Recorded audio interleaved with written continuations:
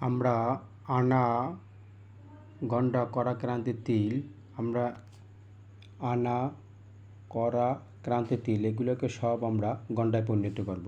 কিন্তু আমাদের একটা জানতে হবে 1 আনা সমান 20 ঘন্টা। যত আনা হোক 20 দিয়ে গুণ হবে। করা হলো সর্বোচ্চ আমরা 3 করা পর্যন্ত যেতে পারবো। যেহেতু 1 করা যদি হয় তো 1 করা আমরা নেব 0.25 ঘন্টা। 2 করা সমান 0.75 ঘন্টা। 3 করা আমরা নেব 0.75 ঘন্টা। এরপর হলো ক্রান্তি।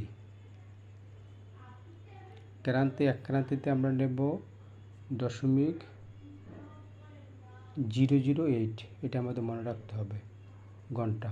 2 করায় নেব আমরা 0.17 ঘন্টা। আর তিলে যেমন 1 তিল 0.004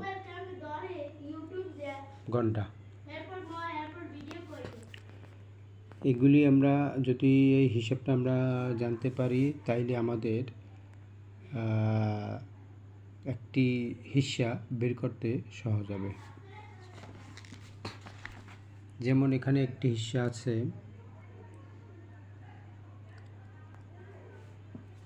এখানে একটি হিস্যা আছে 4 আনা, 4 আনা, 8 আনা, আর 1 আনা, 9 আনা, 3 ঘন্টা, 1 করা, 1 ক্রান্তি।